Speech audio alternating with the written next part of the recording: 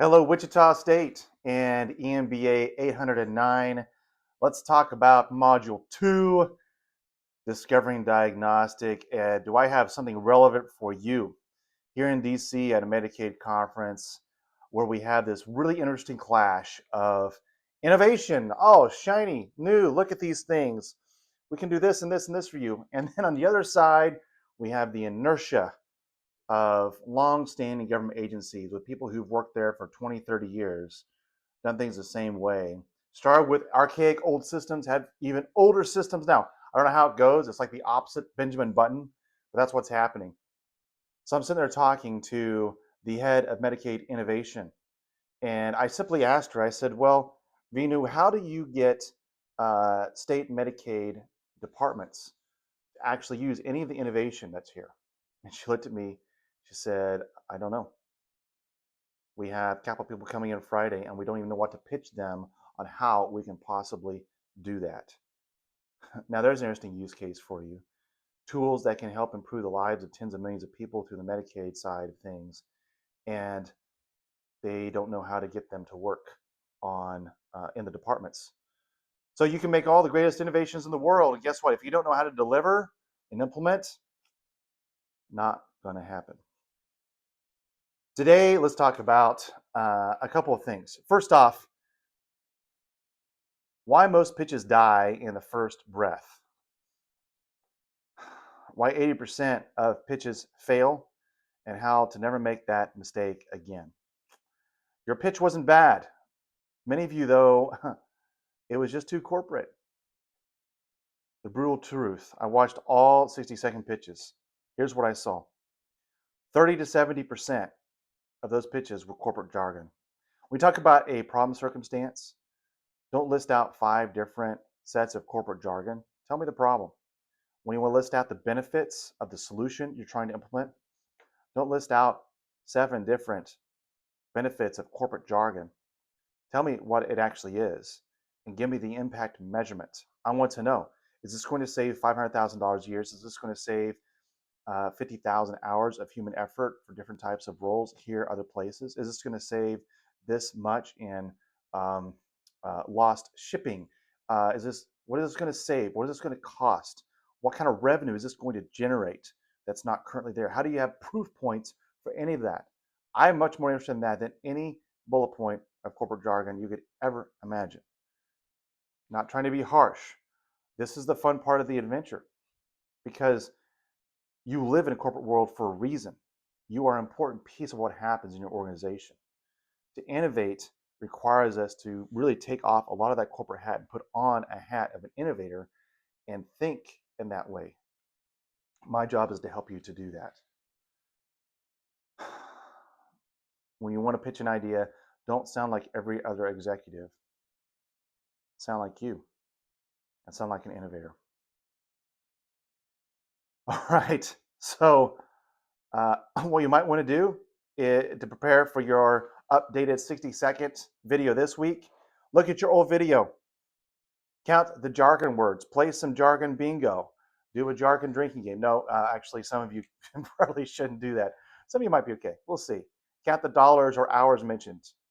Most of you actually won't have any dollars or hours to count. That's okay. It's your first try.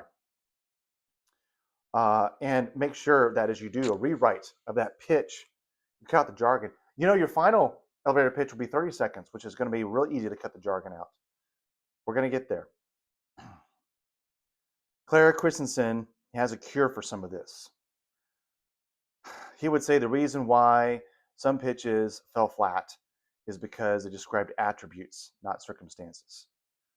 Those bullet points of corporate jargon, I guarantee you, nearly 100% of them were not circumstances. They were attributes. Christensen doesn't care about your best-in-class scalable solutions. He doesn't care about some hyped-up sales pitch about why this is going to be great or what this is going to make your life look like. He cares about the job the customer is trying to get done under painful circumstances. If your first 6 seconds don't make the listener feel the pain in their gut, they're done. So how about a new added rule for the pitch? Just something to think about, something that you can use. In the first 6 seconds, can you answer, What painful circumstances does a customer face? Can you answer what outcome do they desperately want that they cannot get today? Can you give one source number that proves the pain or the gain? I think you can. By Sunday night, you'll re-record your 60-second pitch with this formula. No jargon, no company intro, no leading provider, just circumstance, outcome, number. Do it right, and your team map will write itself. Now let's get into the fun stuff. You ready? Okay, we're past the pitch. Let's talk a little bit about another innovation rule, the rule of absolutes. How to be brutally clear in a world that rewards hot air. Yeah. I went to dinner tonight, and an individual who helps lead Medicaid for the state of Arizona was bragging about certain data points of their success and how they're so good. Now they're running Medicaid for the state of Hawaii. This person, he might have been a few bourbons in, a little loosened up, but all he was really giving was hot air. When I asked for specifics, he couldn't give them. Later on, I learned, to no one's surprise, that everything he had shared was hot air. He was not even a leading contributor to the Arizona Medicaid organization. Don't let your pitch be hot air. Be brutally clear, though. If your pitch needs a translator, you've already lost. I like to ask people, talk to me not like I'm a fifth grader, but like I'm 5 years old. Most of the audience that you might have for a pitch, particularly at the executive level, they might be brilliant people, but you cannot expect them to be experts in all the places that you live and walk every day. Don't let them sound like LinkedIn posts written by ChatGPT on LinkedIn Premium.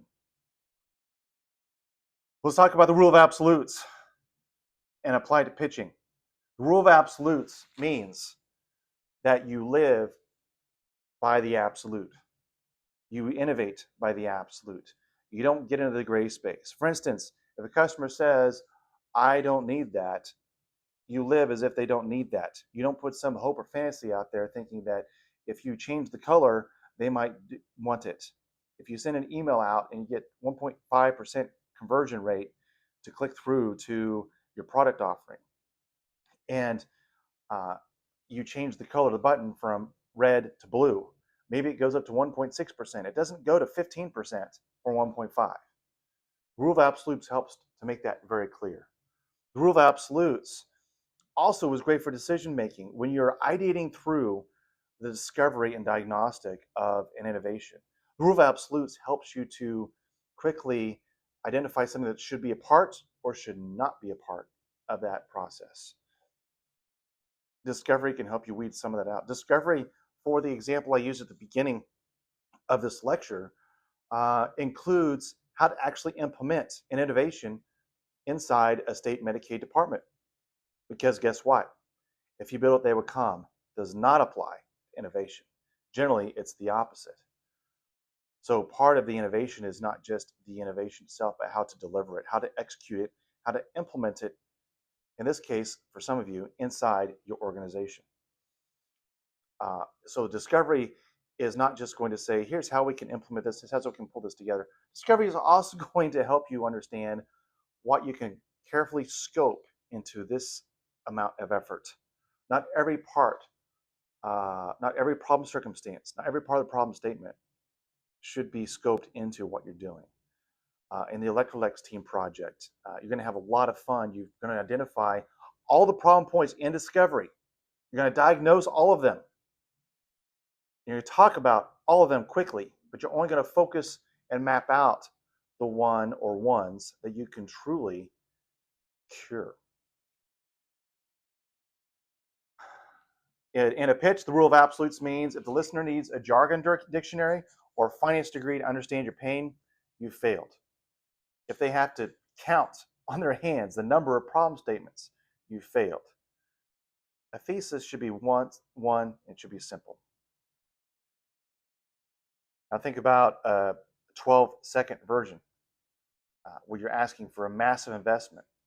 Are they willing to do it? one of you uh, gave one of the best, or at least three best, intake forms of all the students.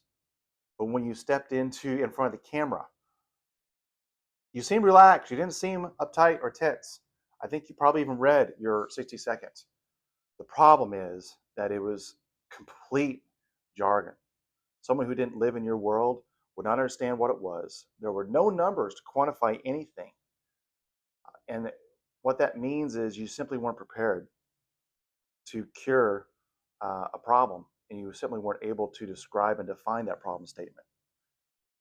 It takes a lot of work. It's not easy. Clarity is not simplification. Clarity is respect. Respect for your listener's time.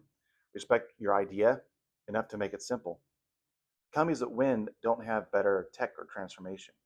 They have leaders who can explain why it matters in plain English while standing on one foot. Be that leader. Now, hopefully, this lecture has helped you to confront any of the flaws you had in your elevator speech so that you can do a better job next time. Just get to the point. When you trim it down to 30 seconds, there won't be room for jargon. There'll be room for impact measurement, problem definition statement, solution. There won't be room for sales phrases, branding phrases, messaging, LinkedIn post intros, any of that. Cut all the fat out. What we end up with is something that is ruthlessly successful, implementable, and worthy of your time in the digital transformation class. Let's get to it.